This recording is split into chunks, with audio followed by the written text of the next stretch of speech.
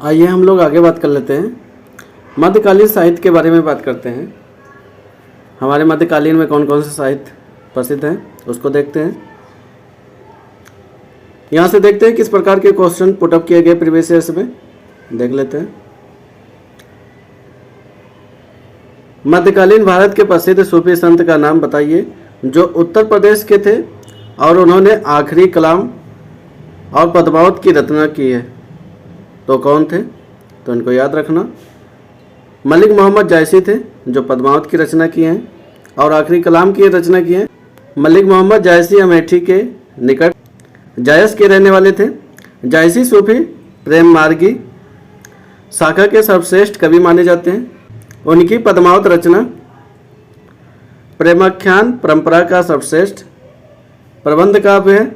जायसी की प्रमुख रचनाएं पद्मावत हुआ, अखरावट हुआ, आखिरी कलाम हुआ। ये सभी इनकी प्रमुख रचनाएं हैं जो कि इम्पोर्टेंट है।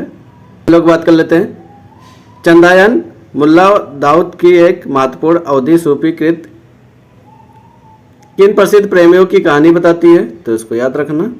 लोरिक चंदा की प्रसिद्ध कहानी बताती है। चंदायन मुल्ला दाऊद द्वारा रचित एक महत्वपूर्ण अवधि सूफी कृत है जो कि लोरिक और चंदा की प्रेम कथा पर आधारित है। यह अवधी भाषा में रचित प्रथम सूफी प्रेमाख्यान काव्य है, तो इसको याद रखना। आगे बात कर लेते हैं। फिल इन द ब्लैंक आपको भरना। अकबरनामा का खंड अकबर के प्रशासन, घर, सेना, राजस्व और उसके साम्राज्य के भूगोल से संबंधित है, जिसे आईने अकबरी के नाम से जाना जाता है। तो आईने अकबरी के नाम से जाना जाता हुआ तीसरा है, तो इसको याद रखना। अकबरनामा का तीसरा खंड अकबर के प्रशासन, घर, सेना, राजस्व और उनके साम्राज्य के भूगोल से संबंधित है, तो इसको याद रखना। अकबरनामा का यह तीसरा खंड है जहाँ से ये जानकारी प्राप्त होती है, जिसे आईने अकबरी के नाम से जाना जाता है। अबुल फजल अकबरनामा ग्रंथ की रचना है, तो इसको याद रखना। आगे बात कर लेते हैं। मुगल वंश के पहले सम्राट बाबर ने अपनी देशीय भाषा चगताई तुर्की में अपनी आत्मकथा लिखी है। इस पुस्तक का नाम क्या है? तो इस पुस्तक का नाम बाबर बियाह है, इसको नोट कर लेना, इम्पोर्टेंट है। आगे बात कर लेते हैं। मुगल वंश का वास्तविक संस्थापक जहीरुद्दीन मोहम्मद बाबर तुर्कों की चगताई शाखा से था, तो इसको याद रखना, जिसका संबंध मंगोल नेता चंगेज खान से है। बाबर ने चंगेज खान से है। बाबर ने अपनी आत्मकथा स्वयं लिखा, जिसको तुजुक ए बाबरी या बाबरनामा के नाम से जाना जाता है। यह किताब तुर्की भाषा में लिखी गई है, लेकिन मुगलों की दरबारी भाषा फारसी थी, तो इसको याद रखना। अगर बात कर लेंगे मुगलों की दरबारी भाषा कैसी थी? फारसी थी, फिर भी इन्होंने तुर्की भाषा में लिखा है। इस पुस्तक में बाबर ने विजयनगर व मेवाड़ साम्राज्य का उल्लेख किया है, तो इसको याद रखना, इंपॉर्टेंट है। तुजुक ए बाबरी या बाबरनामा के नाम से जाना जाता है, इनकी आत्मकथा है। बात कर लेते हैं। इनमें से किसने अकबर की धार्मिक नीति की आलोचना की है? तो इसको याद रखना, किसने अकबर की धार्मिक नीति आलोचना की है? तो बदायूनी ने की है। अकबर की धार्मिक नीति की आलोचना अब्दुल कादिर बदायूनी ने की है।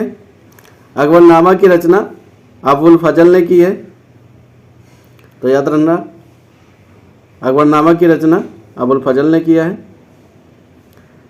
दीन इलाही धर्म का एक मुख्य पुरोहित था जो बदायूनी मुंतखब उत तवारीख की रचना की है, बदायूनी ने, तो इसको याद रखना।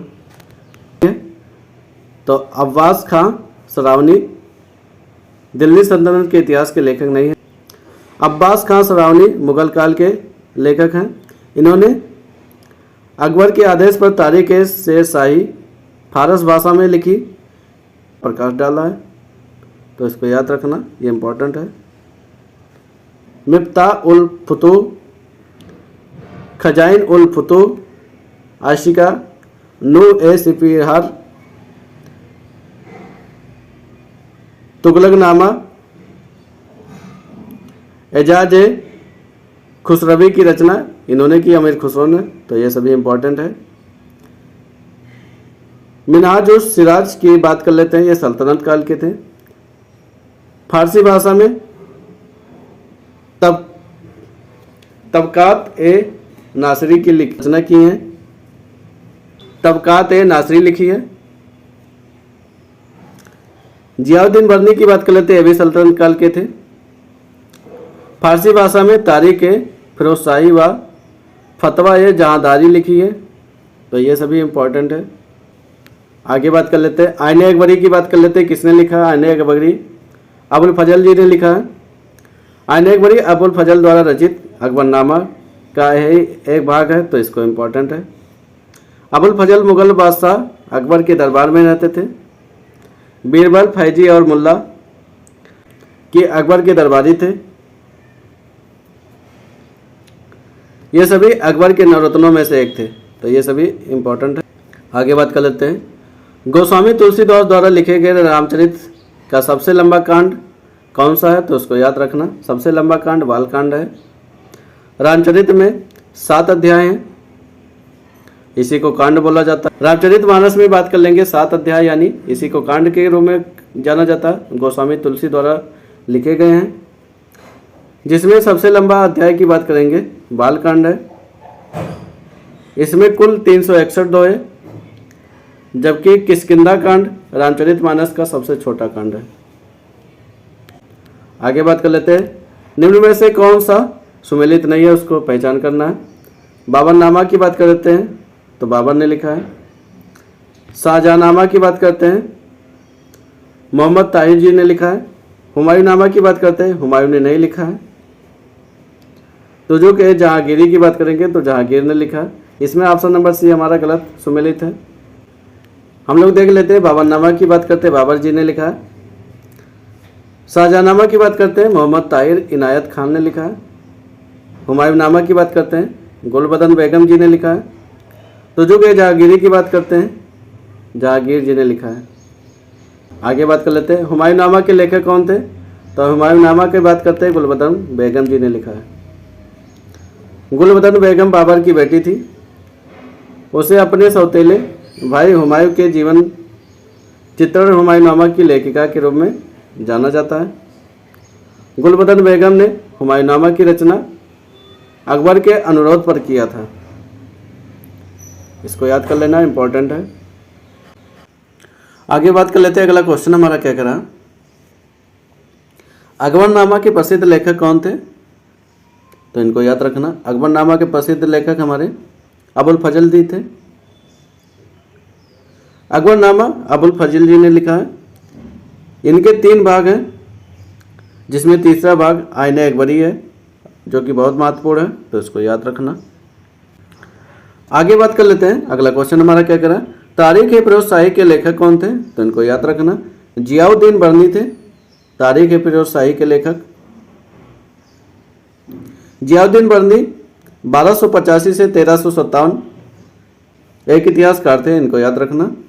इसमें अलाउद्दीन खिलजी, मोहम्मद बिन तुगलक और फिरोज तुगलक के शासनकाल का वर्णन अपनी पुस्तक में किया है, तो इसको याद रखना। इनके पुस्तक में 3 शासकों का वर्णन मिलता है, अलाउद्दीन खिलजी, मोहम्मद बिन तुगलक, फिरोज शाह तुगलक, इन सभी के शासनों का वर्णन मिलता है इनके पुस्तक में। इनकी प्रसिद्ध पुस्तक तारीख ए फिरोजशाही है, जिसमें अलाउद्दीन खिलजी की आर्थिक नीति की व्यापक जानकारी मिलती है, तो इम्पॉर्टेंट है, इसको नोट कर लेना। तारीख ए फिरोजशाही जियाउद्दीन बर्नी ने लिखा है। आगे बात कर लेते हैं, अगला क्वेश्चन हमारा क्या करा, अकबर ने अपने दरबारी संगीतज्ञ के रूप में किसे नियुक्त किया? तो उसको याद रखना, मियां तानसेन को अपने दरबारी संगीतज्ञ के रूप में नियुक्त किया।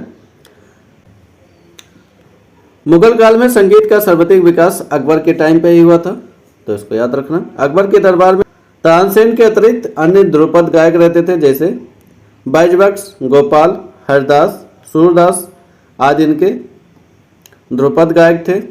तानसेन की प्रमुख रचनाएं की बात कर लेते हैं, मियाँ की टोड़ी, मियाँ की मल्हार, मियाँ की सारंग, दरबारी कनाड़ा, ये सभी इनकी रचनाएं हैं। अकबर ने तानसेन को कंठाभरण वाणी विलास की उपाधि प्रदान की थी, तो इसको याद रखना। आगे बात कर लेते हैं। अगला क्वेश्चन हमारा क्या कह रहा है, अमीर खुसरो का जन्म कहाँ पर हुआ था, तो इनको याद रखना। अमीर खुसरो का जन्म कासगंज में हुआ था। इनका मूल नाम की बात करते हैं, अबुल हसन था। अमीर खुसरो हिंदी खड़ी बोली तथा तबला वाद्य यंत्र के जनक माने जाते हैं, तो इनको याद रखना।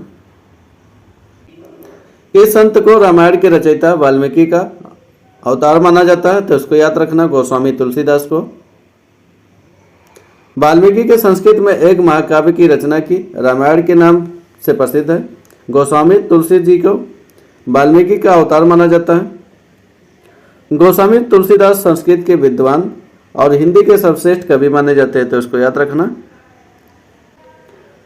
श्री रामचरितमानस, विनय पत्रिका, दोहावली, कप्तावली तुलसीदास के प्रमुख रचनाएं हैं, तो ये सभी इंपॉर्टेंट है। तो ये मध्यकालीन के प्रमुख साहित्य थे जिनका वर्णन मिलता है।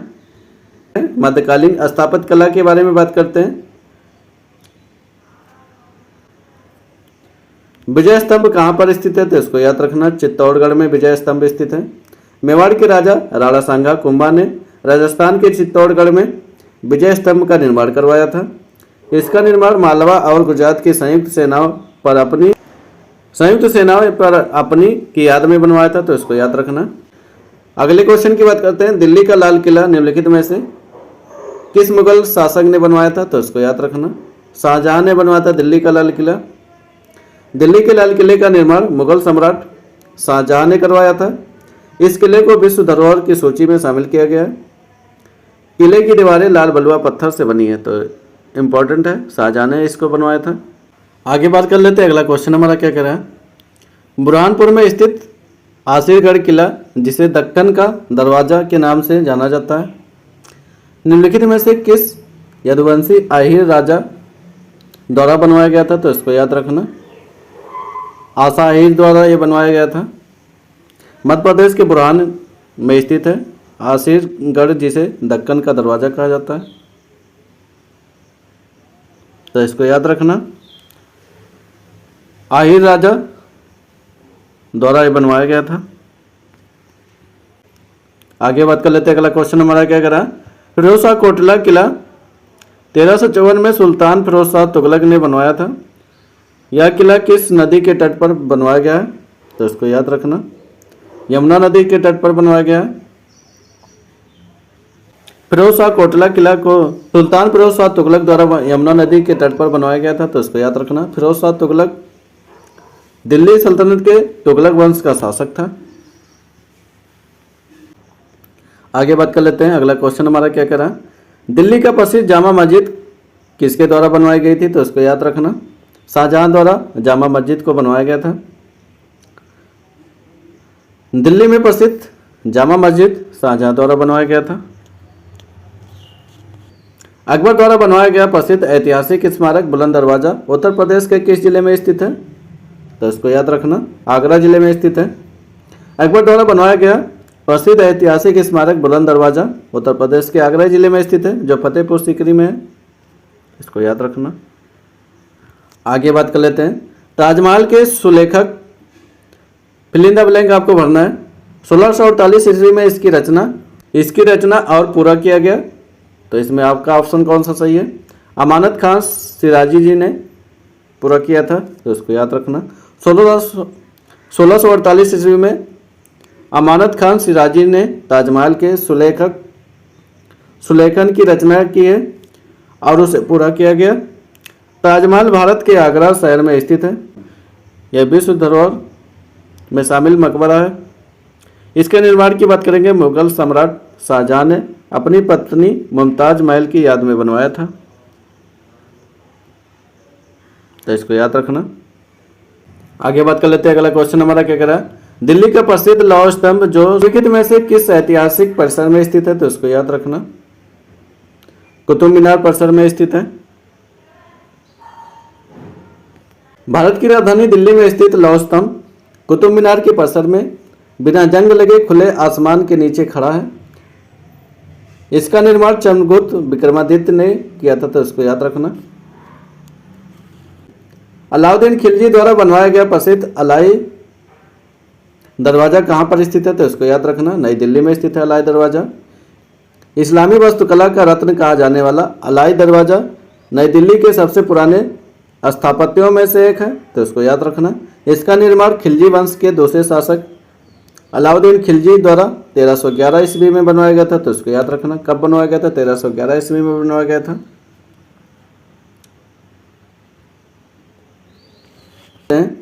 प्रसिद्ध चित्रकार मीर सैयद अली चित्रकारी हेतु किस मुगल शासक के सहयोगी थे, तो इनको याद रखना।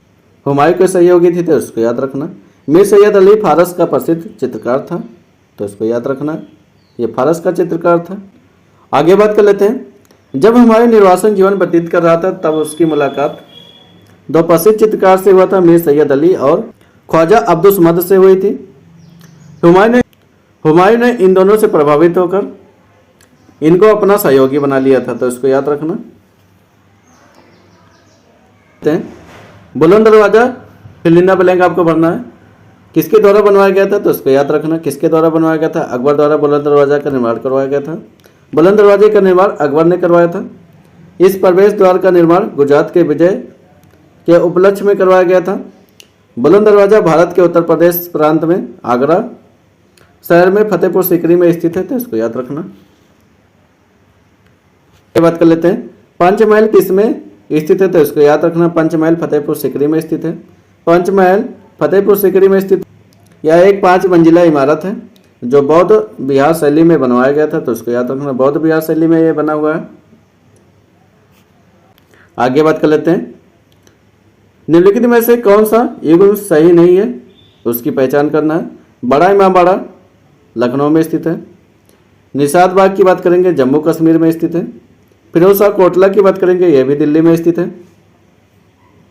हुमायूं के मकबरे की बात करेंगे, इलाहाबाद में नहीं है, ये कहाँ पर स्थित है,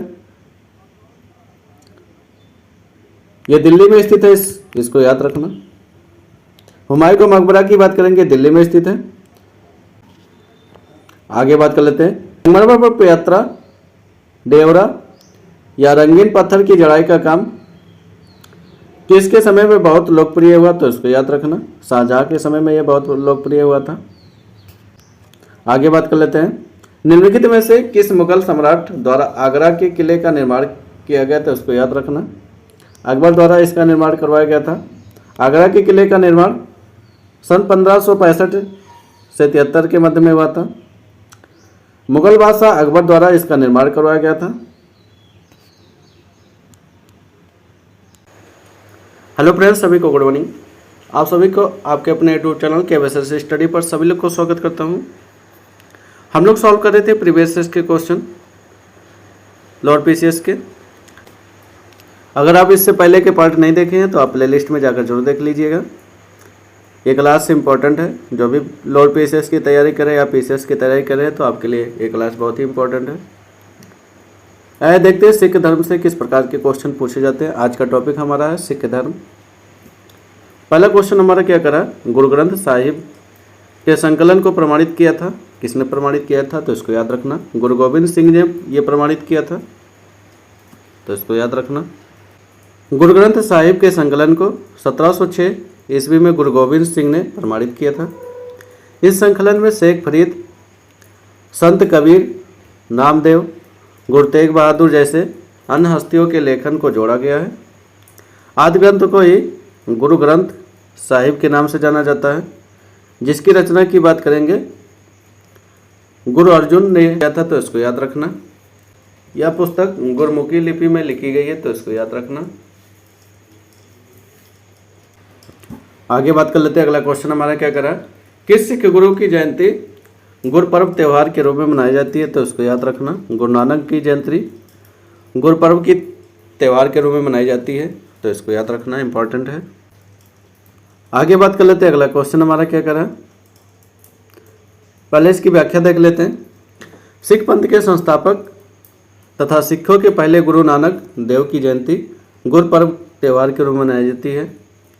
इनके जन्म की बात करते हैं। 1469 ईस्वी में कार्तिक पूर्णिमा को रावी नदी के किनारे स्थित आधुनिक पाकिस्तान के पंजाब प्रांत में तालवंडी नामक गांव में हुआ था, तो इसको याद रखना।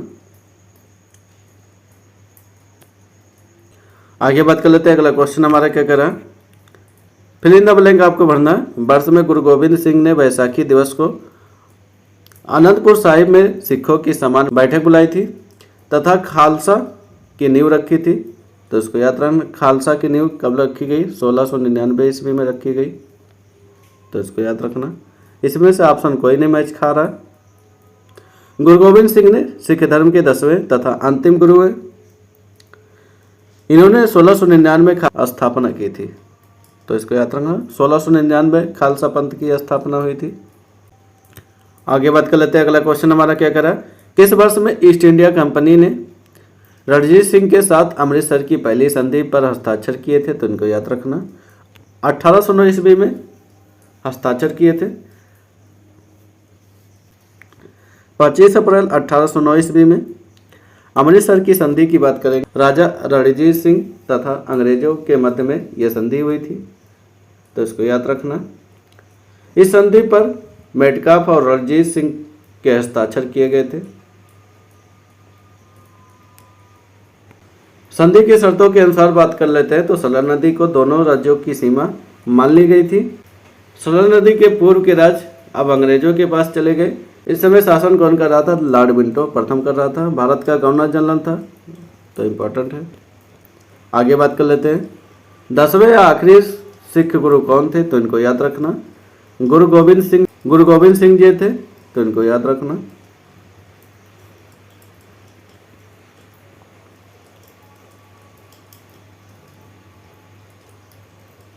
आगे बात कर लेते हैं। सिख धर्म में 10 गुरु, सभी के नाम देख लेते हैं क्रम के अनुसार। पहले गुरु नानक देव थे, उसके बाद अंगद थे। अमरदास तीसरे नंबर पे थे। रामदास चौथे नंबर पे थे।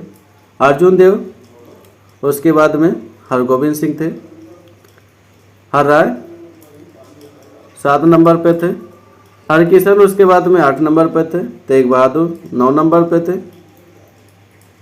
गुरु गोविंद सिंह 10 नंबर पर थे। तो ये सिखों के क्रम थे। आखिरी में बात करेंगे गुरु गोविंद सिंह थे। आगे बात कर लेते हैं। अगला क्वेश्चन हमारा क्या करा, लंगर की परंपरा किसने आरंभ की थी, तो इसको याद रखना। लंगर की परंपरा गुरु नानक जी ने आरंभ किया था। सिख पंथ की स्थापना की बात करेंगे, गुरु नानक जी ने किया था। वह सिखों के पहले गुरु थे जिन्होंने लंगर की व्यवस्था स्टार्ट की थी। आगे बात कर लेते हैं। अगला क्वेश्चन हमारा क्या करा, किस सिख गुरु ने आदि ग्रंथ संकलित किया था, तो इसको याद रखना। गुरु अर्जुन देव ने आदि ग्रंथ को संकलित किया था। सिख के 5वें गुरु अर्जुन देव ने आदि ग्रंथ को संकलित किया था। इन्होंने अमृतसर नगर का निर्माण कार्य पूरा करवाया था। उसमें अमृतसर एवं संतोष नगर नामक तालाब बनवाया गया था। इन्होंने अमृतसर पर तालाब के मध्य में हरमिंदर साहब का निर्माण करवाया था, जिसकी नींव सूफी संत मियां मीर के द्वारा रखी गई थी। जहांगीर ने अपने विद्रोही पुत्र खुसरो की मदद के आरोप गुरु अर्जुन देव को 30 मई 1606 ईस्वी में फांसी दे दी थी, तो इसको याद रखना। किस मुगल शासक के आदेश पर सिखों के 5वें गुरु अर्जुन देव को मार दिया गया था, तो इसको याद रखना। जहांगीर के शासन पर इनकी हत्या की गई थी। आगे बात कर लेते हैं। इनमें से कौन सा विकल्प सही ढंग से मेल नहीं खाता, उसकी पहचान करना है। 1333 ईस्वी में इब्न बतूता भारत आया था, यह भी सही है। 1506 ईस्वी में गुरु नानक का जन्म हुआ था, ऑप्शन 20 गलत है। 1506 में ना होकर 1469 ईस्वी में हुआ था इनका जन्म। 1290 में बात करेंगे, मार्को पोलो ने भारत का दौरा किया था, तो इसको याद रखना, सही है। 1458 में वास्को डिगामा कालीकट में आए थे, ये भी सही है। तो इसमें गुरु नानक का जन्म की बात करेंगे तो 1469 ईस्वी में हुआ था, ये गलत सुमेलित था। ऑप्शन नंबर 20 सही है इसमें। हेलो फ्रेंड्स, सभी को गुड मॉर्निंग। आप सभी को आपके अपने यूट्यूब चैनल क्या वैसे स्टडी पर सभी को स्वागत करता हूं। हम लोग रिवीजन कर रहे थे प्रीवियस ईयर के क्वेश्चन लोअर पीसीएस के। अगर आप लोअर पीसीएस की तैयारी करें तो आपके लिए क्लास इंपॉर्टेंट है। इससे पहले के पार्ट मैंने कवर करके रखा, आप प्ले लिस्ट में जाकर जरूर देख लेना। आज का हमारा टॉपिक है भारत में यूरोपियों का आगमन के बारे में बात करेंगे। यहाँ से किस प्रकार के क्वेश्चन पुटअप किए जाते हैं उसको देखते हैं। आइए देखते हैं क्वेश्चन हमारा क्या करा। भारत में बीओसी का गठन किसके द्वारा किया गया था? तो इसको याद रखना, किसके द्वारा किया गया था? डच के द्वारा ये गठन किया गया था।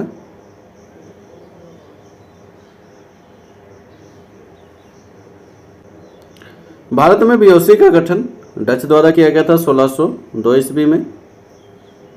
1605 ईस्वी में डचों ने आंध्र प्रदेश के मसूलीपट्टनम में अपनी पहली फैक्ट्री लगाते हैं। तो इसको याद रखना, आंध्र प्रदेश के मसूलीपट्टनम में ये अपनी पहली फैक्ट्री लगाते हैं।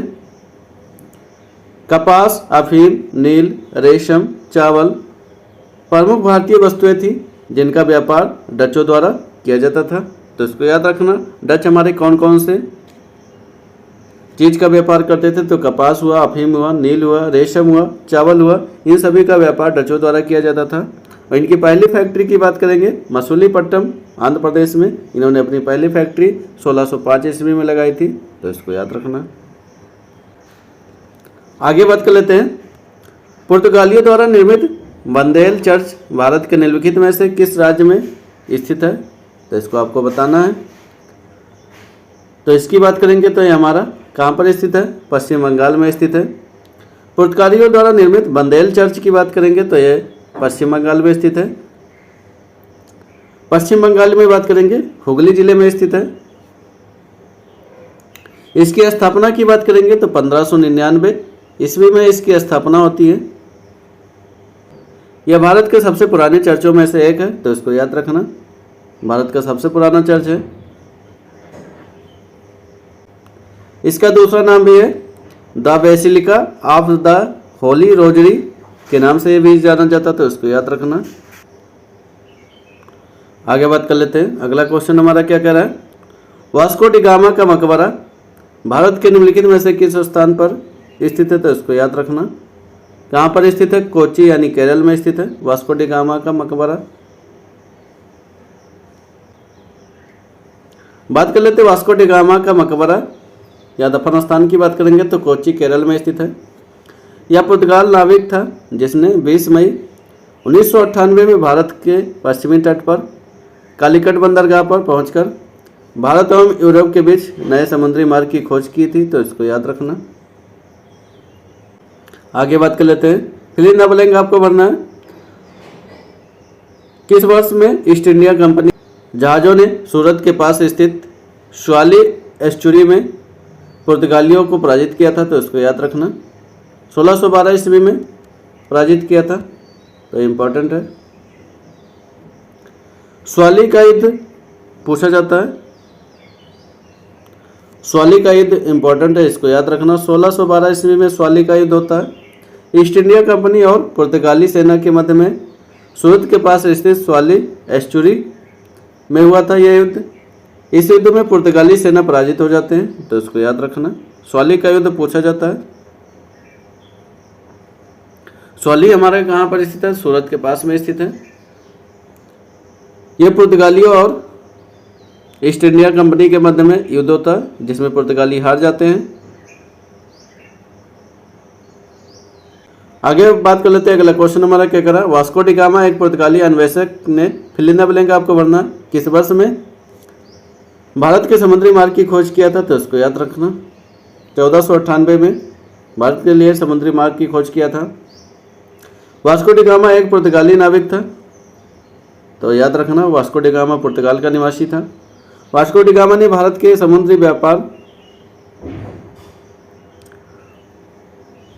समुद्री मार्ग की खोज 20 मई 1498 को की थी। तो इसको याद रखना, समुद्र के रास्ते से भारत पहुंचने वाला प्रथम व्यक्ति था जो पुर्तगाली था। आगे बात कर लेते हैं, निम्नलिखित में से कौन सा पुर्तगाली उपनिवेशक नहीं था? तो इसको याद रखना, कौन सा था? मछलीपट्टनम था। मछलीपट्टनम की बात करेंगे, पुर्तगाली उपनिवेश नहीं था यहाँ पर। यह डचों के उपनिवेश था, जबकि अन्य सभी पुर्तगाली उपनिवेश थे। अन्य पुर्तगाली उपनिवेश की बात करेंगे, जैसे दीव हुआ, दमन हुआ, वैशिन हुआ, बॉम्बे हुआ, गोवा हुआ, कन्नौर हुआ, कालीकट हुआ, कोचीन हुआ, कोलंबा हुआ, गैले हुआ, सतारा हुआ, नागपट्टनम, ये सभी पुर्तगाली का उपनिवेश था। लेकिन मछलीपट्टनम पुर्तगाली का उपनिवेश नहीं था, यहाँ डचों का उपनिवेश था। आगे बात कर लेते हैं, भारत में काजू का प्रथम परिचय किन लोगों ने कराया था, तो इसको याद रखना। पुर्तगालियों ने भारत में काजू का परिचय कराया था। भारतीय कृषि में पुर्तगालियों की महत्वपूर्ण देन है, तो इसको याद रखना। भारत में तंबाकू, मूंगफली, आलू, लाल मिर्च, मकई, टमाटर, शकरकंद, चीकू, काजू, अमरूद, पाइनएप्पल, शरीफा, ये सभी पुर्तगालियों के द्वारा भारत में लाया गया था, तो इसको याद रखना। इसके अलावा बात करेंगे, भारत में पहली बार प्रिंटिंग प्रेस का प्रयोग जहाज निर्माण उद्योग पुर्तगालियों द्वारा ही किया गया था, तो इसको याद रखना। ये दोनों ही, पहला प्रिंटिंग प्रेस और जहाज निर्माण का उद्योग पुर्तगालियों द्वारा ही प्रयोग किया गया था यहाँ पर, तो इसको याद रखना। आगे बात कर लेते हैं, अगला क्वेश्चन हमारा क्या करा। पहली डेनिश ईस्ट इंडिया कंपनी ने अपना परिचालन किस वर्ष में शुरू किया गया था, तो इसको याद रखना। 1616 ईस्वी में शुरू किया था। 1612 में स्वाली का युद्ध होता है, ये नोट कर लेना। डेनमार्क ने राजा क्रिश्चियन फोर्थ एक चार्टर के माध्यम से 17 मार्च 1616 ईस्वी को डेनिश ईस्ट इंडिया कंपनी की स्थापना हो जाती है, तो इसको याद रखना। कंपनी ने अपना परिचालन वर्ष 1616 ईस्वी में प्रारंभ किया था। इसके उपरांत तमिलनाडु के ट्रांगेवार में 1620 ईस्वी में कंपनी ने भारत में अपनी पहली फैक्ट्री स्थापित किया था, तो इसको याद रखना। तो 1620 में पहली फैक्ट्री स्थापित करते हैं। और इसके बाद बात करेंगे बंगाल में श्रीरामपुर में 1676 ईस्वी में इन्होंने दूसरी फैक्ट्री स्थापित की। उसके बाद 1845 में इन्होंने अपनी सभी फैक्ट्रियां जो है ब्रिटिश को बेच दी थी और भारत से चले गए थे। आगे बात कर लेते हैं, बक्सर के युद्ध के बाद फिलिंग द ब्लैंक आपको भरना है।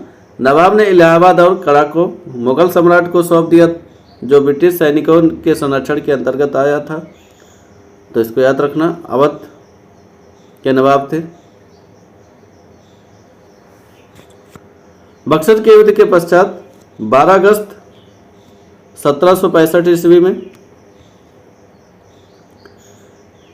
क्लाइव ने अवध के नवाब शुजाउद्दौला और मुगल सम्राट शाह आलम द्वितीय के साथ इलाहाबाद की संधि करते हैं, तो इसको याद रखना। इसी के तहत सौंप दिया गया था। लेते हैं इलाहाबाद की संधि के बारे में बात करते हैं। इसमें क्या क्या शर्तें थी। अवध ने नवाब से इलाहाबाद और कड़ा के जिले लेकर मुगल सम्राट को दे दिए थे।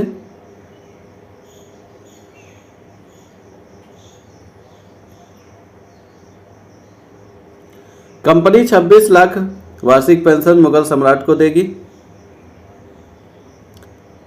मुगल सम्राट बंगाल, बिहार और उड़ीसा की दीवानी कंपनी को प्रदान करेगा, तो ये प्रमुख शर्तें थी इलाहाबाद की संधि में। 1765 में यह संधि होती है बक्सर के युद्ध के बाद में। किसके किसके मध्य में होती है? शुजाउद्दौला और मुगल सम्राट शाह आलम द्वितीय के साथ इलाहाबाद की प्रथम संधि होती है। आगे बात कर लेते हैं, वास्को डी गामा किस वर्ष कालीकट में उतरा था, तो उसको याद रखना। 1498 में वास्को डी गामा कालीकट में उतरा था, यानी 17 मई 1498 में वास्को डी गामा कालीकट के तट पर उतरा था। वास्को डी गामा समुद्री मार्ग द्वारा अब्दुल मजीद नामक गुजराती पथ प्रदर्शक की सहायता से उत्तमाशा अंतरिक्ष को पार करके भारत पहुंचने वाला पहला यूरोपीय नाविक था, तो इसको याद रखना। ये लॉर्ड पीसीएस 2016 में पूछा हुआ क्वेश्चन है। अगर आप लॉर्ड पीसीएस की तैयारी करें तो आपके लिए इंपॉर्टेंट क्वेश्चन है। अब हम लोग का अगला टॉपिक है मराठों का उदय एवं विकास के बारे में बात करते हैं। यहाँ से किस प्रकार के क्वेश्चन पुटअप किए जाते हैं उसको देख लेते हैं।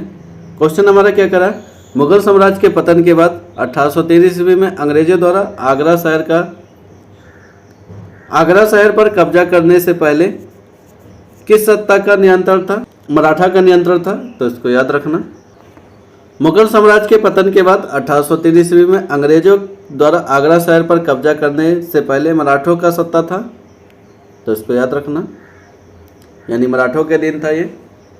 अंग्रेजों ने 1803 में मराठों को पराजित कर अलीगढ़, मेरठ, आगरा, झांसी, बांदा, हमीरपुर, जालौन तथा उसके आसपास के समूचे क्षेत्र पर अधिकार कर लिया था।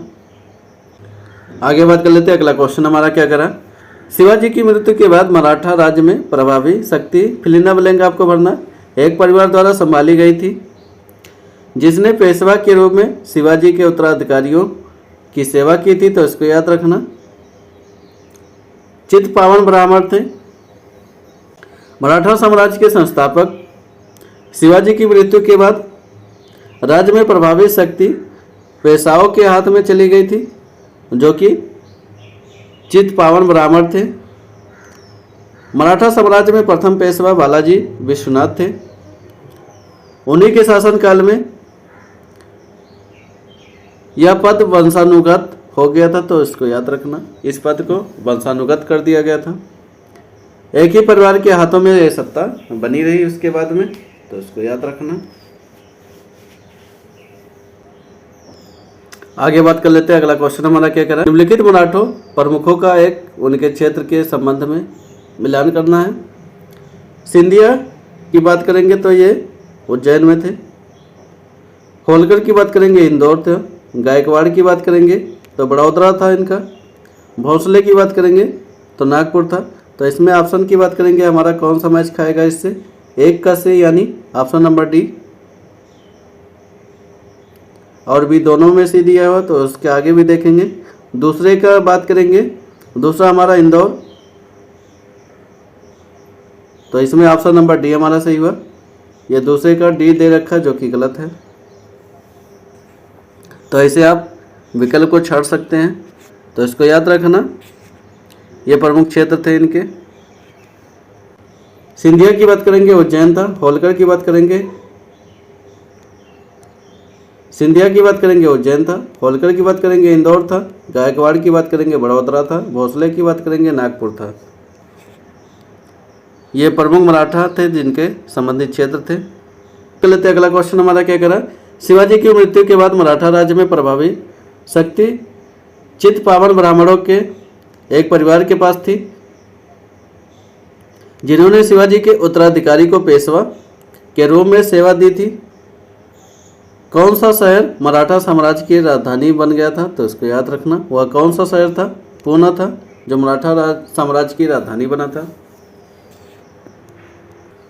1713 ईस्वी में शाहू ने बालाजी विश्वनाथ को अपना पेशवा घोषित किया। इससे मराठा साम्राज्य का पेशवा युग प्रारंभ हुआ। इस काल के दौरान पुणे को मराठा साम्राज्य की राजधानी बनी थी, तो इसको याद रखना। आगे बात कर लेते हैं। अगला क्वेश्चन हमारा क्या करा, निम्नलिखित में से किस सेना की ताकत छापामार रणनीति थी, जिसे गुरिल्ला रणनीति कहा गया, तो इसको याद रखना, मराठा की थे। आगे बात कर लेते हैं। छापामार यानी गुरिल्ला रणनीति मुख्यतः मराठा शासकों की रणनीति थी। इस रणनीति को शिवाजी ने लोकप्रिय बनाया था। शिवाजी ने मुगलों के विरुद्ध इस पद्धति का काफी प्रयोग किया था, तो इसको याद रखना। आगे बात कर लेते हैं। अगला क्वेश्चन हमारा क्या कह रहा है, किस राजा के प्रशासन में अष्टप्रधान मंत्रिपरिषद पाई गई थी, तो इसको याद रखना। शिवाजी के शासनकाल में अष्टप्रधान मंत्रिपरिषद पाई गई थी। आगे बात कर लेते हैं। निम्न में से कौन से संत शिवाजी के समकालीन थे, तो उनको याद रखना। तुकाराम थे। संत तुकाराम शिवाजी के समकालीन थे।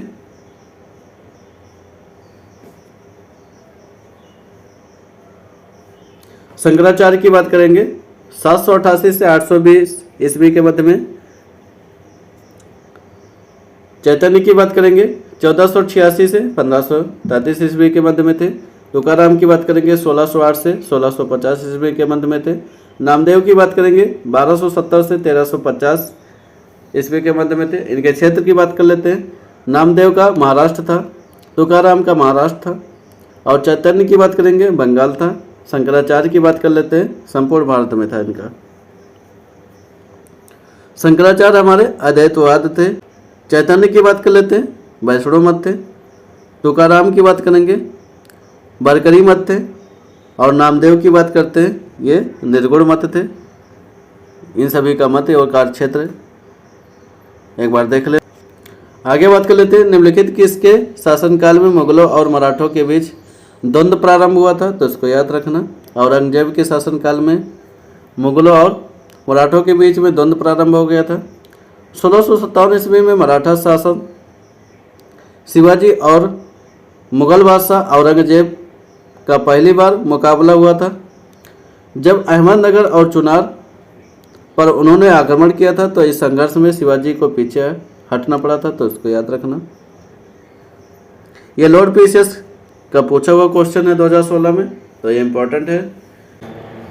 हेलो फ्रेंड्स, सभी को गुड इवनिंग। आप सभी को आपके अपने यूट्यूब चैनल केबीएसएससी स्टडी पर सभी लोग को स्वागत करता हूं। हम लोग सॉल्व कर रहे थे प्रीवियस ईयर के क्वेश्चन। अगर आप लॉर्ड पीसीएस की तैयारी करें तो आपके लिए क्लास इंपॉर्टेंट है, तो अंत तक वीडियो में बने रहिएगा। अगर आप इससे के पहले पार्ट नहीं देखें तो आप प्ले लिस्ट में जाकर जरूर देख लेना। आज का हमारा टॉपिक है स्वतंत्र राष्ट्र मैसूर, बंगाल और पंजाब और अवध के बारे में बात करेंगे। यहाँ से किस प्रकार के क्वेश्चन बनते हैं उसको देख लेते हैं। आइए देखते हैं क्वेश्चन हमारा क्या करा। अवध के शासन के अंतिम चरण में कानपुर का निर्माण कई गांवों को मिलाकर किया गया था। निम्नलिखित में से कौन सा गांव उन गांवों में से एक नहीं था, तो इसको याद रखना। बिट्ठूर था हमारा, जो उन गांव में से एक नहीं था। कानपुर के गठन की बात करेंगे तो अवध के शासन के अंतिम चरण में कई गांवों को मिलाकर किया गया था। इन गांवों में सीमामऊ, कुरस्वाम, पटकापुर, जोही गांव, ये सभी गांव इसमें शामिल थे, जबकि बिट्ठूर इसमें शामिल नहीं था।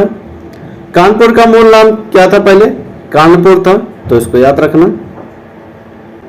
आगे बात कर लेते हैं। अगला क्वेश्चन हमारा क्या करा।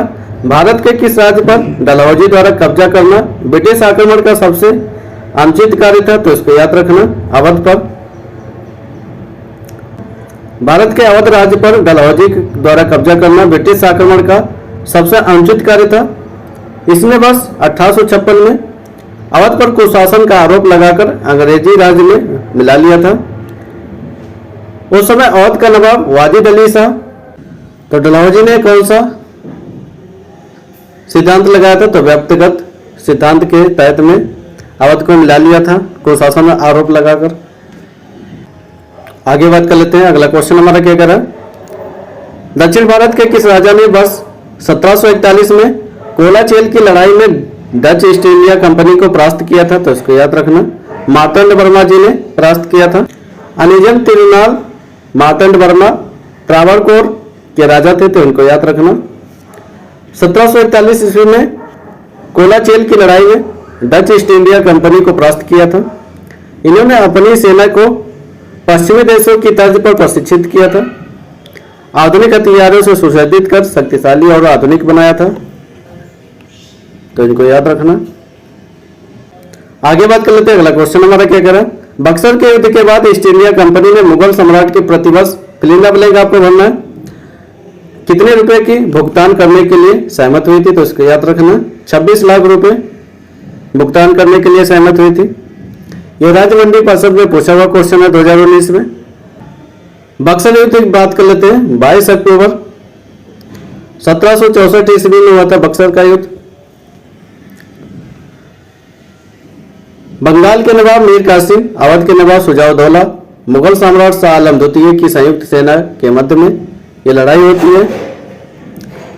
इस युद्ध में सेनापति हेक्टर मंडो के नेतृत्व में अंग्रेज विजयी हुए थे। 12 अगस्त 1765 को इलाहाबाद की प्रथम संधि होती है। इसी के तहत अंग्रेज ने प्रतिवर्ष 26 लाख रुपए मुगल सम्राट को देने के लिए सहमत हुए थे, तो उनको याद रखना। इलाहाबाद की संधि होती है बक्सर के युद्ध के बाद। आगे बात कर लेते हैं। अगला क्वेश्चन हमारा क्या करा, श्रीरंगपट्टनम की संधि और हैदराबाद के निजाम टीपू सुल्तान निम्नलिखित में से किस ब्रिटिश गवर्नर जनरल के बीच हस्ताक्षर किए गए थे?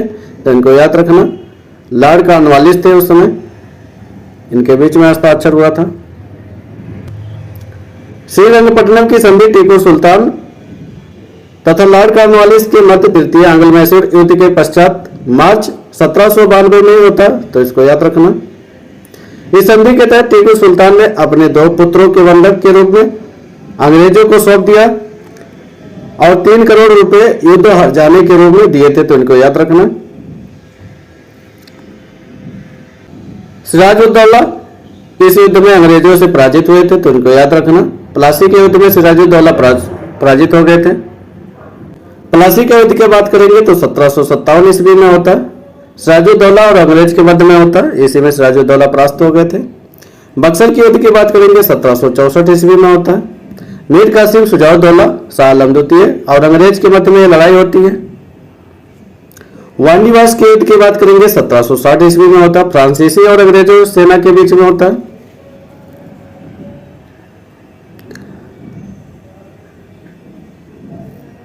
तो इसको याद रखना, प्लासी का युद्ध, बक्सर का युद्ध, वांडीवास का युद्ध, तीनों ही युद्ध में हम बात करेंगे अंग्रेज विजय होते हैं।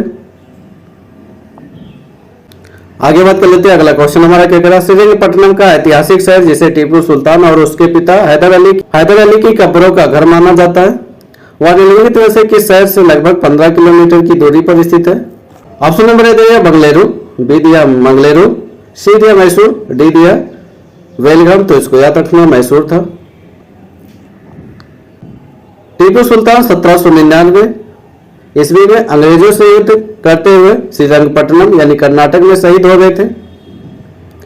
टीपू सुल्तान और उसके पिता हैदर अली की कब्र श्रीरंगपट्टनम में ही स्थित है। यह मैसूर से 15 किलोमीटर की दूरी पर स्थित है। टीपू सुल्तान को मैसूर के शहर के रूप में जाना जाता है, तो इसको याद रखना। आगे बात कर लेते हैं। अगला क्वेश्चन हमारा क्या करा, टीपू सुल्तान कहाँ का शासक था? तो इसको याद रखना, टीपू सुल्तान मैसूर का शासक था। ये लॉर्ड पीसीएस में पूछा हुआ क्वेश्चन है 2016 के एग्जाम में। टीपू सुल्तान की बात करेंगे, इनका पूरा नाम था फतेह अली टीपू, हैदर अली का पुत्र थे, मैसूर के शासक थे इन्होंने। तो ये कहाँ के शासक थे? मैसूर के शासक थे। अंग्रेजों से युद्ध के दौरान हैदर अली की मृत्यु के बाद टीपू सुल्तान मैसूर का शासक बना था, जो अपने पिता की भांति योग्य और पराक्रमी था। आंग्ल मैसूर युद्ध के दौरान 1799 ईस्वी में हुए थे, तो उसको याद रखना। आगे बात कर लेते हैं। अगला क्वेश्चन हमारा क्या करा, ब्रिटिश शासन को भारत से उखाड़ फेंकने के लिए इनमें से किसने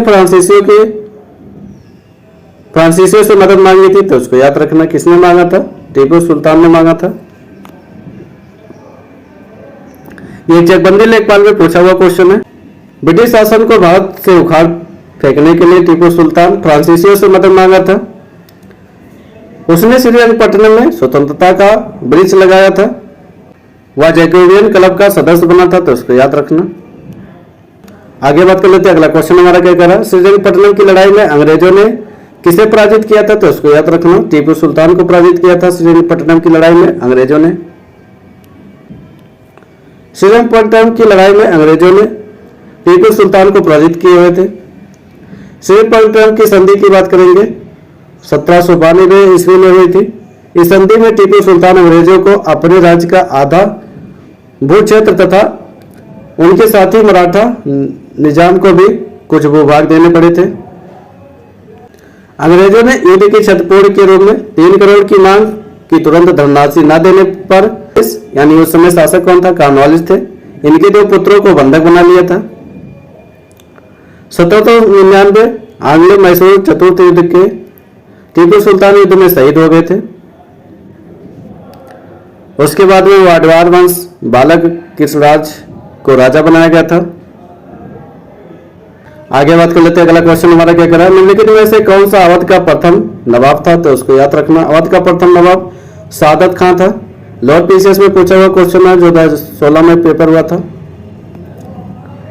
अवध के नवाब प्रथम की बात करेंगे तो सादत अली खान थे।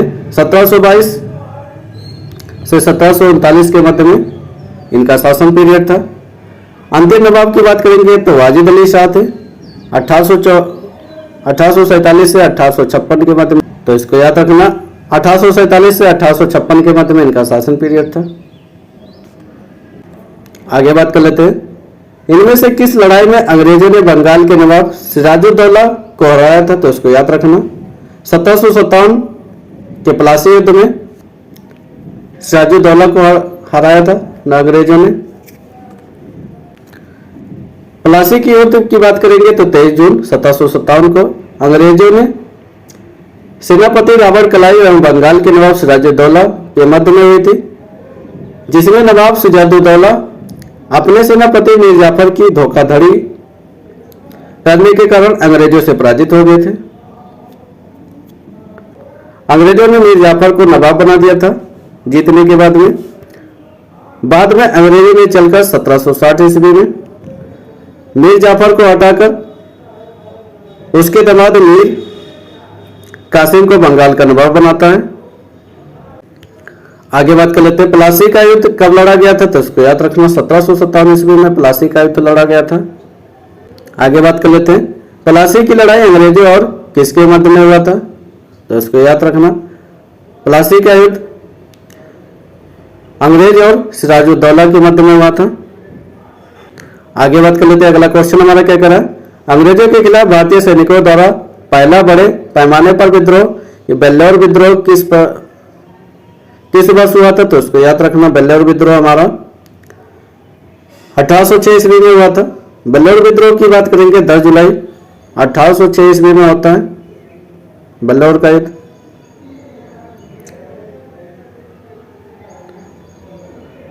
बेल्लौर के विद्रोह की बात करेंगे 10 जुलाई 1806 को मद्रास के राज्य में बेल्लौर शहर में ईस्ट इंडिया कंपनी के खिलाफ भारतीय सिपाहियों का बड़े पैमाने पर हिंसक विद्रोह का पहला उदाहरण माना जाता है, तो इसको याद रखना। इससे पहले के पार्ट में मैंने प्राचीन भारत और मध्यकालीन भारत को कवर करके रखा है, आप प्ले लिस्ट में जाकर जरूर देख लेना। आज से हमारा टॉपिक है आधुनिक इतिहास के बात करेंगे तो पहला टॉपिक हमारा रहेगा औपनिवेशिक अर्थव्यवस्था के बारे में।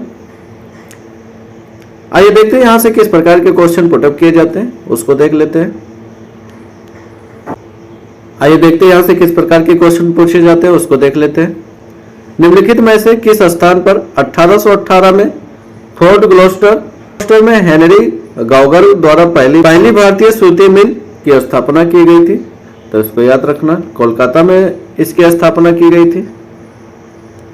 बस 1818 में फोर्ट ग्लौस्टर में हेनरी गॉगर द्वारा पहली भारतीय सूती मिल की स्थापना कोलकाता में की गई थी। भारत की पहली आधुनिक सूती कपड़ा मिल की स्थापना 1854 में बंबई के कवासजी नानाभाई डाबर द्वारा की गई थी, तो इसको याद रखना। अगर आधुनिक सूती कपड़ा मिल की बात करेंगे तो 1854 में स्थापना हुई थी। और वहीं पहली भारतीय सूती मिल की बात करेंगे तो 1818 में कोलकाता में की जाती है। आगे बात कर लेते हैं, निम्नलिखित में से किसे अंग्रेजों द्वारा शुरुआत किए गए सबसे महत्वपूर्ण योगदानों में से एक माना जाता है, तो इसको याद रखना रेलवे को अंग्रेजों द्वारा शुरुआत किए गए सबसे महत्वपूर्ण योगदानों में से एक माना जाता है।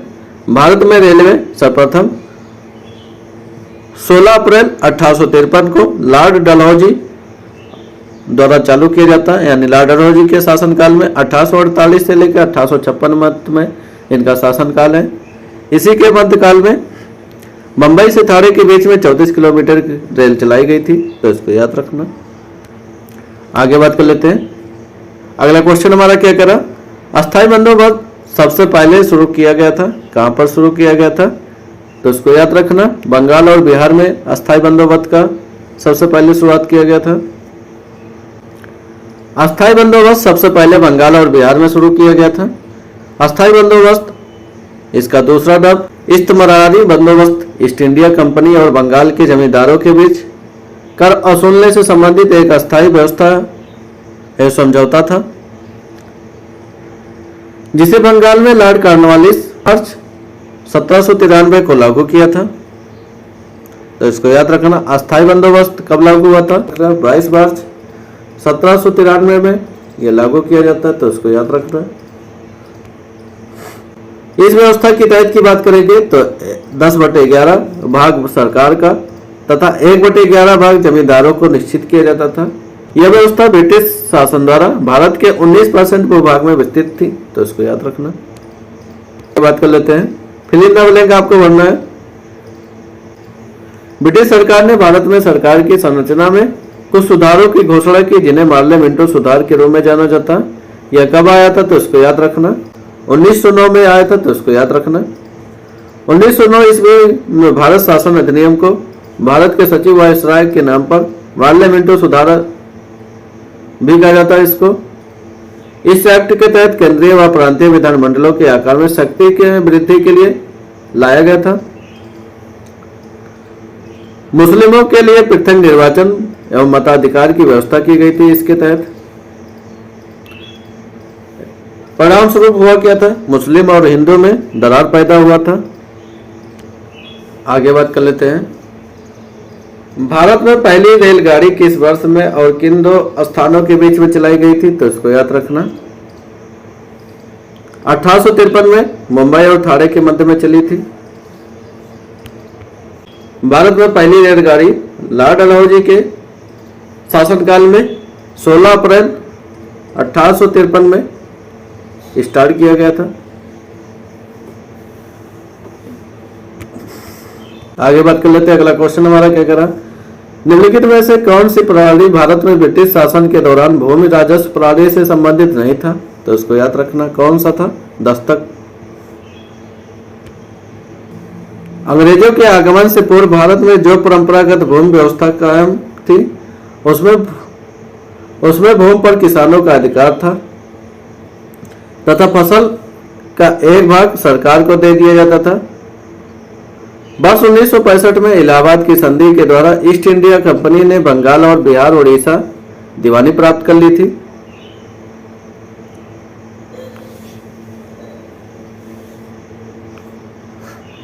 (1771) ईस्वी में ईस्ट इंडिया कंपनी ने भारत में प्रचलित पुरानी भू राजस्व प्रणाली को जारी रखा, परंतु कंपनी ने भू राजस्व की दरें में वृद्धि कर दी थी। तो इसको याद रखना। 1771 में भू राजस्व की प्रणाली में दरों में वृद्धि कर दिया गया था। मुख्य रूप से अंग्रेज ने भारत में 3 प्रकार की भू राजस्व पद्धति लागू किया था। पहली पद्धति की बात करेंगे तो जमींदारी पद्धति 1793 ईस्वी में लागू किया गया था। दूसरा रैयतवाड़ी पद्धति था जो 1792 में लागू किया गया था। तीसरा महलवाड़ी पद्धति 1822 में लागू किया गया था। तो इसको याद रखना। ये तीनों ही पद्धति इंपॉर्टेंट है जो ब्रिटिश द्वारा भारतीयों पर लगाए गए थे। महलवाड़ी प्रणाली कहाँ लागू की गई थी? तो इसको याद रखना। उत्तर प्रदेश में लागू किया गया था। महलवाड़ी व्यवस्था का उत्तर प्रदेश, मध्य प्रांत और पंजाब प्रांत में लागू किया गया था, जो ब्रिटिश भारत के कुछ भूभाग यानी 30% भाग पर इसको लागू किया गया था।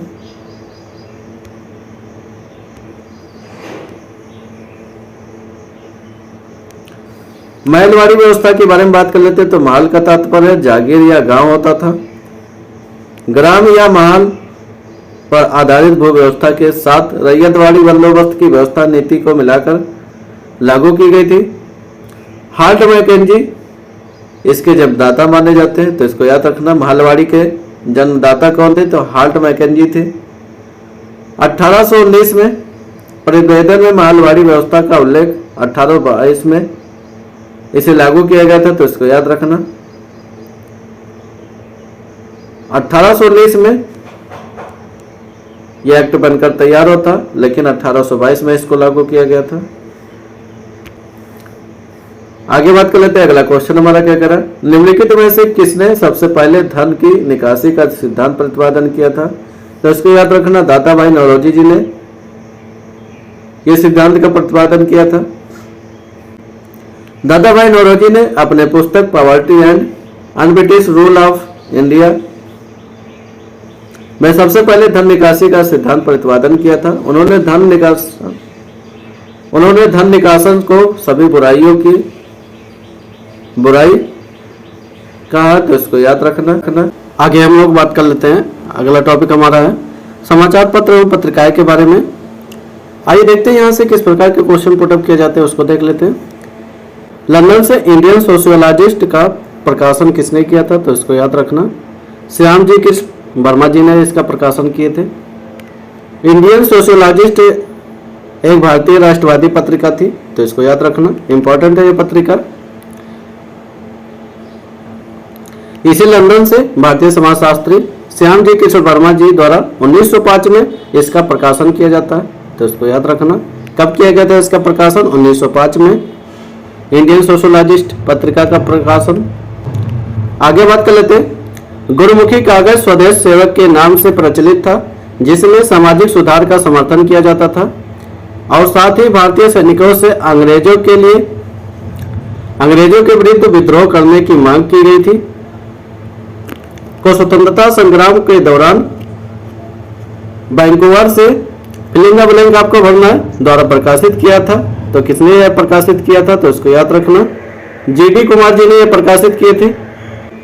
जीडी कुमार ने इंडिया हाउस यानी लंदन की तर्ज पर वैंकूवर यानी कनाडा में स्वदेश सेवक होम की स्थापना किया था। स्वदेश सेवक नामक पत्र प्रकाशित किया जो सामाजिक सुधारों के साथ साथ सैनिकों से विद्रोह की मांग करता था, इसको याद रखना।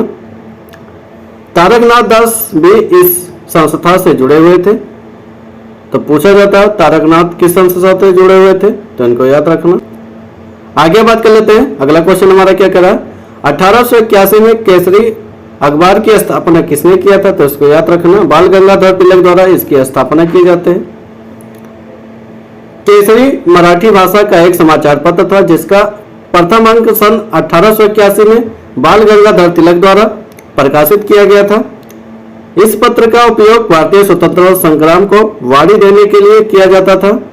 यह समाचार पत्र आज भी तिलक जी के वंशजों यानी केसरी मराठा ट्रस्ट पर प्रकाशित किया जाता, तो इसको याद रखना। बाल गंगाधर तिलक का यह पत्रिका था। आगे बात कर लेते हैं। अगला क्वेश्चन हमारा क्या करा? निम्नलिखित में से कौन से राष्ट्र नेता poverty and British rule of India के लेखक थे, तो इनको याद रखना। दादा भाई नौरोजी जी इसके लेखक माने जाते हैं।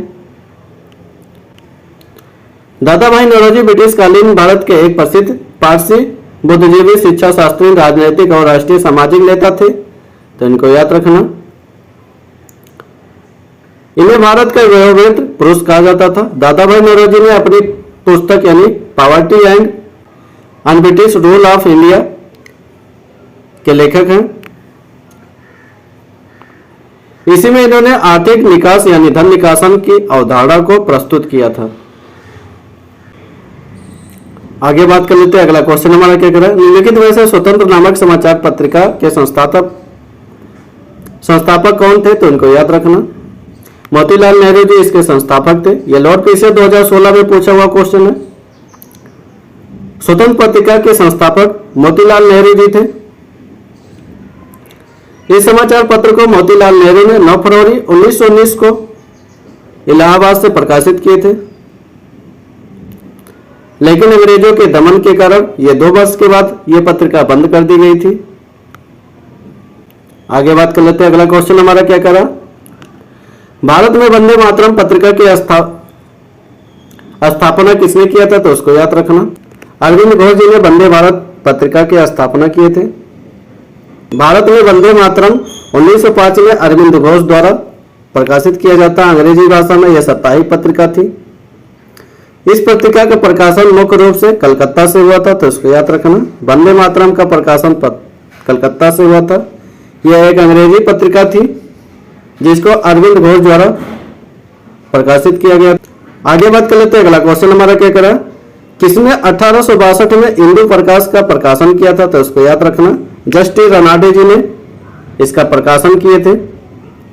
न्यायमूर्ति रनाडे ने सन 1862 में पत्रिका इंदु प्रकाश का प्रकाशन किए थे। न्यायमूर्ति रनाडे एक ब्रिटिश काल के भारतीय न्यायाधीश, लेखक और समाज सुधारक थे, तो इनको याद रखना। ये जितनी भी पत्रिकाएं डिस्कस की है प्रीवियस ईयर में बार बार रिपीट किए गए, इनको जरूर तैयार कर लेना। यहाँ से बार बार रिपीट किए जाते हैं क्वेश्चन। अगर आप लॉर्ड पीसीएस या यूपीपीएससी की तैयारी करें तो आपके लिए क्लास इंपॉर्टेंट है। आप सभी को अंत तक वीडियो बने रहने के लिए बहुत बहुत धन्यवाद। Thank you. हेलो फ्रेंड्स, सभी को गुड मॉर्निंग। आप सभी को आपके अपने यूट्यूब चैनल के बेसिस स्टडी पर सभी लोग को स्वागत करता हूं। हम लोग सॉल्व कर रहे थे प्रीवियस ईयर्स के क्वेश्चन। इससे पहले के पार्ट मैंने कवर करके रखा है प्राचीन इतिहास और मध्यकालीन इतिहास। आप दोनों ही प्लेलिस्ट में जाकर देख सकते हैं। आज का हमारा टॉपिक है आधुनिक इतिहास का सामाजिक एवं धार्मिक सुधार आंदोलन के बारे में। यहाँ से देखते हैं किस प्रकार के क्वेश्चन पुटअप किए जाते हैं, उसको देखते हैं। आइए देखते हैं इसमें हमारा क्वेश्चन क्या कह रहा है। शिकागो में धर्म संसद का आयोजन किस वर्ष हुआ था, तो इसको याद रखना। 1893 में शिकागो में धर्म संसद का आयोजन हुआ था। शिकागो में धर्म संसद का आयोजन 1893 में हुआ था। ये धर्म संसद में भारत का प्रतिनिधित्व स्वामी विवेकानंद जी कर रहे थे, तो इसको याद रखना। आगे बात कर लेते हैं। अगला क्वेश्चन हमारा क्या कह रहा है, निम्नलिखित में से किस समाज सुधारक को 19वीं सदी के भारत में लड़कियों और निचली जातियों के लिए शिक्षा को बढ़ावा देने के लिए उनके प्रयासों के लिए जाना जाता, तो उसको याद रखना। कौन थे वो? ज्योतिबा राव फुले थे। 19वीं सदी में लड़कियों और निचली जातियों की शिक्षा को बढ़ावा देने के लिए सावित्रीबाई फुले और उनके पति ज्योतिबा फुले के प्रयासों के लिए जाना जाता, तो उनको याद रखना, जिन्होंने मिलकर भारत का पहला बालिका विद्यालय खोला था। शिक्षा के प्रसार व सामाजिक समानता के लिए काम किए थे, तो उनको याद रखना। आगे बात कर लेते हैं। अगला क्वेश्चन हमारा क्या कर रहा है, मध्य भारत में सतनामी आंदोलन की स्थापना किसने की थी, तो उसको याद रखना। घासीदास जी ने इसकी स्थापना किया था। मध्य भारत में सतनामी आंदोलन की स्थापना 19वीं सदी के प्रारंभ में छत्तीसगढ़ क्षेत्र में संत घासीदास द्वारा की गई थी। संत घासीदास ने नैतिक और आहार संयम और सामाजिक समानता का उपदेश दिया।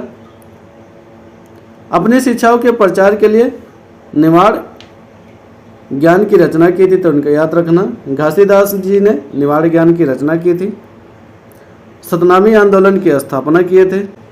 आगे बात कर लेते हैं। अगला क्वेश्चन हमारा क्या करा, सर्वेंट्स ऑफ इंडिया सोसाइटी की स्थापना फिल इन द ब्लैंक आपको भरना है। 1905 में कल्याणकारी कार्यों में विभिन्न जातियों और धर्मों के भारतीयों को एकजुट करने और प्रशिक्षित करने के लिए की गई थी, तो इसमें से कौन सा ऑप्शन सही है, तो इसमें ऑप्शन नंबर डी सही है। गोपाल कृष्ण गोखले द्वारा किया गया था, तो इसको याद रखना। सर्वेंट ऑफ इंडिया सोसाइटी की स्थापना गोपाल कृष्ण गोखले ने किया।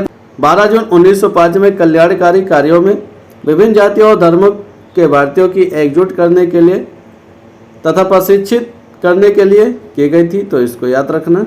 इस संगठन में शिक्षा, स्वच्छता, स्वास्थ्य देखभाल को बढ़ावा देने के लिए किया गया था तथा अस्पष्टता को, सामाजिक बुराइयों से लड़ने के लिए, भेदभाव, शराब, गरीबी, महिलाओं का उत्पीड़न, घरेलू शोषण, महिलाओं की सुरक्षा के लिए अभियान चलाया गया था, तो उसको याद रखना। यह महात्मा गांधी के राजनीतिक गुरु व महादेव गोविंद रनाडे के शिष्य थे, तो उनको याद रखना। वेदों की ओर लौटो या वेदों की ओर वापस जाओ का नारा किसने दिया था, तो उसको याद रखना। दयानंद सरस्वती जी ने इसका नारा दिया था, वेदों की ओर लौटो। वेदों की ओर लौटो या वेदों की ओर वापस जाओ का नारा दयानंद सरस्वती द्वारा दिया गया था। स्वामी दयानंद सरस्वती 1824 से 83 के मध्य में, 1824 से 83 के मध्य में इनका टाइम पीरियड है। इनके बचपन का नाम बात करते हैं तो मूल शंकर था। इनके जन्म की बात करते हैं, गुजरात के मौरबी रियासत के निवासी एक ब्राह्मण कुल में इनका जन्म हुआ था, तो इसको याद रखना। 1875 ईस्वी में स्वामी दयानंद सरस्वती बंबई में आर्य समाज की स्थापना किए थे, तो ये इंपॉर्टेंट है, इसको नोट कर लेना। 1875 के अलीगढ़ आंदोलन से किसका नाम जुड़ा हुआ, तो उसको याद रखना। सर सैयद अहमद खान का नाम जुड़ा हुआ। 1875 के अलीगढ़ आंदोलन से सर सैयद अहमद खान का नाम जुड़ा हुआ। सर सैयद अहमद खान की बात करेंगे 1817 से 98 के मध्य में मुसलमानों के सबसे प्रमुख समाज सुधारक थे, तो इनको याद रखना।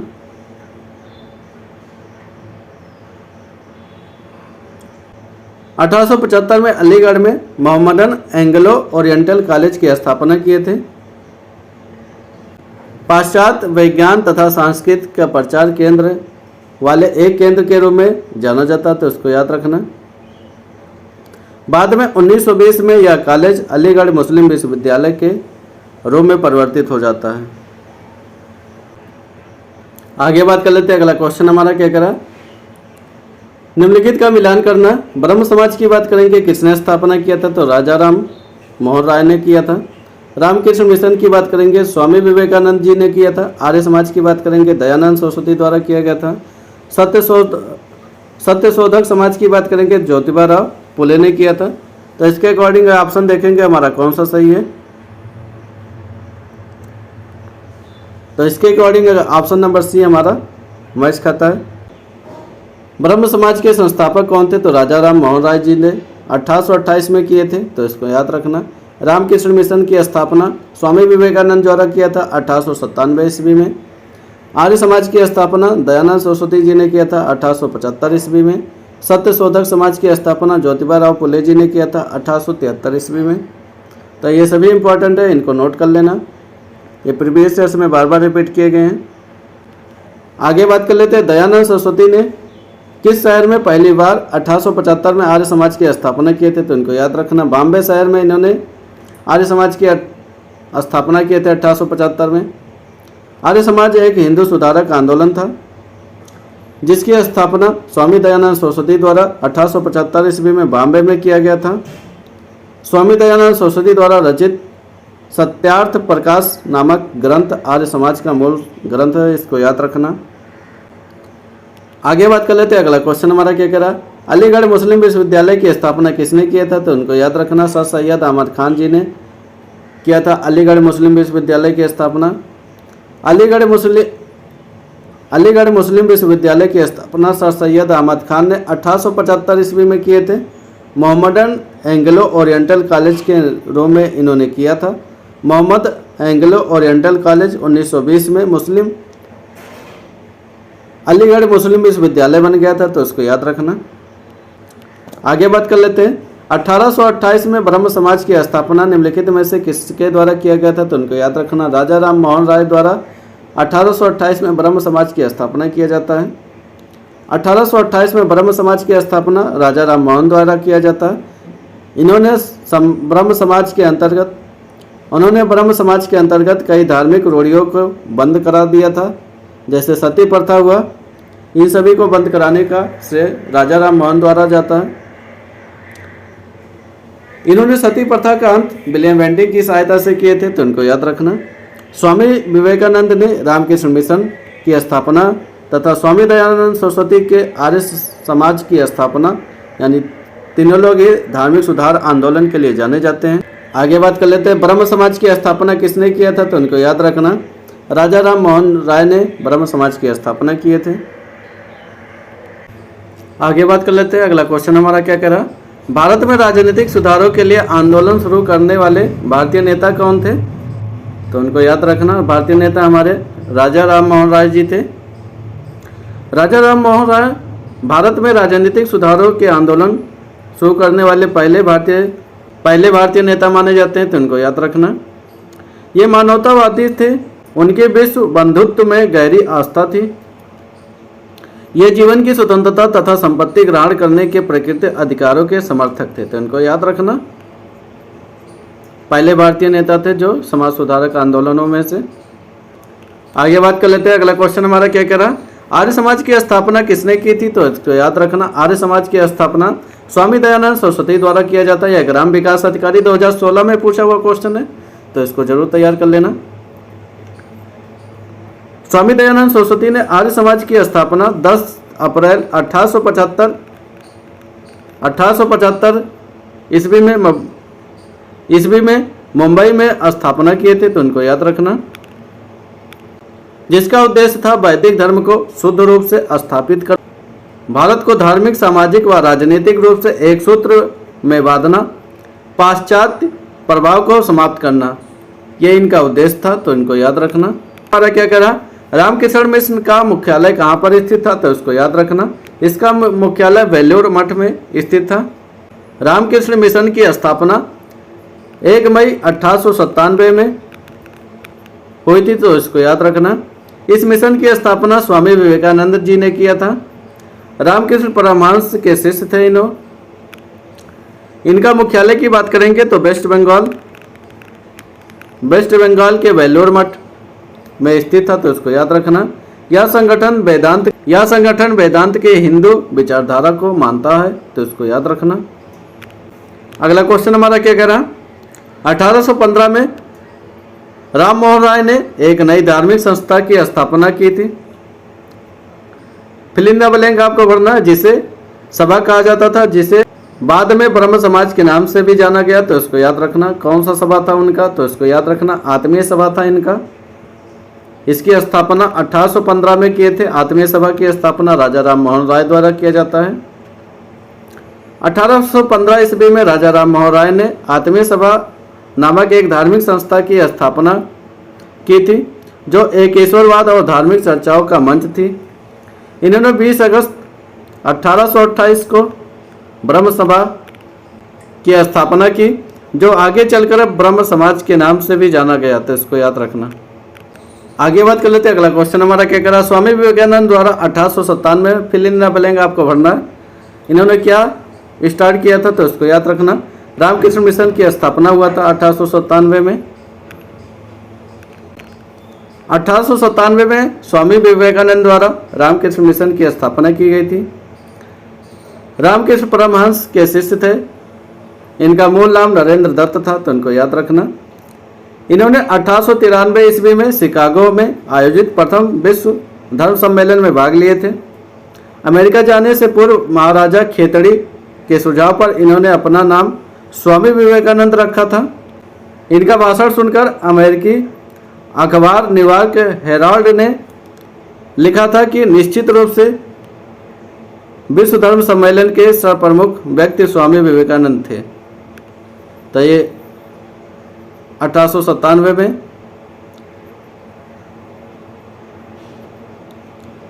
तो इनको याद रखना, 1897 में रामकृष्ण मिशन की स्थापना करते हैं। आगे बात कर लेते हैं। अगला क्वेश्चन हमारा क्या करा, फिल इन द ब्लैंक आपको भरना है। विश्व धर्म सांसद 1893 में स्वामी विवेकानंद ने हिंदू धर्म के बारे में विस्तार से बताया था, तो इनको याद रखना। शिकागो में बताया था। 1893 ईस्वी में शिकागो में आयोजित सर्वधर्म सम्मेलन की स्वामी विवेकानंद ने हिंदू धर्म के बारे में विस्तार रूप से बताया। 12 जनवरी 1863 ईस्वी को कोलकाता में जन्मे स्वामी विवेकानंद के बचपन का नाम नरेंद्र नाथ दत्त था, इनको याद रखना। पूछा जाता इनके बचपन का नाम क्या था, नरेंद्र नाथ दत्त था।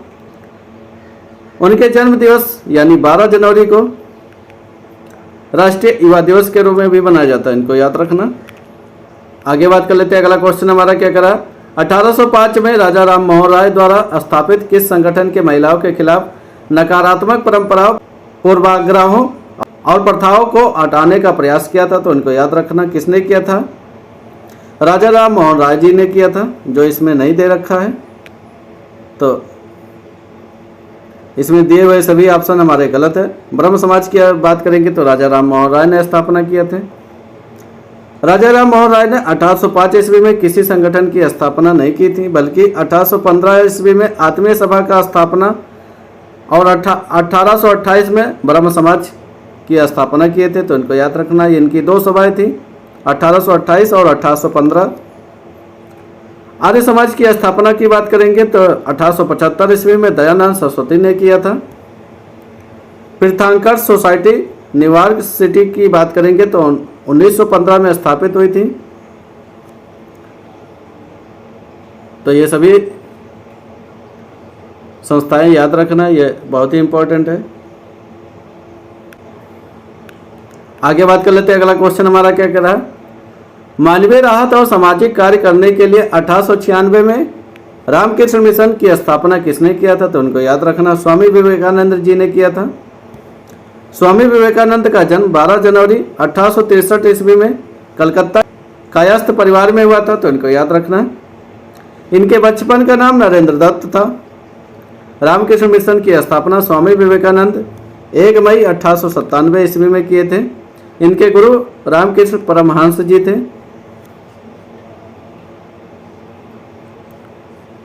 इन्होंने भारतीयों के लिए संदेश दिया था, जागो उठो और तब तक प्रयास करो जब तक लक्ष्य को प्राप्त ना हो जाए। इनका ये नारा था। आगे बात कर लेते हैं। अगला क्वेश्चन हमारा क्या करा, 1795 और 1804 के बंगाल विनियमन अधिनियमों के फिल इन द ब्लैंक आपको भरना। घोषित किया था, किसने घोषित किया था, तो उसको याद रखना। कन्या हत्या को अवैध घोषित किया था, तो इनको याद रखना। 1895 ईस्वी में 1804 ईस्वी के बंगाल विनियमन अधिनियम द्वारा कन्या हत्या को अवैध घोषित किया गया था। इस अधिनियम के अंतर्गत शिशु हत्या पर प्रतिबंध लगाया गया था। आगे बात कर लेते हैं। अगला क्वेश्चन हमारा क्या करा, हंटर आयोग ने किसके विकास पर अधिक बल दिया था, तो उसको याद रखना। प्राथमिक शिक्षा पर अधिक बल दिया था हंटर आयोग ने। 1882 ईस्वी में सरकार ने सर विलियम हंटर की अध्यक्षता में एक आयोग का गठन किया था, जिसका कार्य 1854 के पश्चात देश में शिक्षा की दिशा में किए गए प्रयासों एवं उनकी प्रगति की समीक्षा करना था, तो इसको याद रखना। हंटर आयोग का यही काम था। हंटर आयोग का कार्य केवल प्राथमिक शिक्षा और माध्यमिक शिक्षा की समीक्षा तक ही सीमित था, तो उनको याद रखना। हंटर आयोग किससे संबंधित था, तो प्राथमिक शिक्षा और माध्यमिक शिक्षा से सीमित था, तो इसको याद रखना।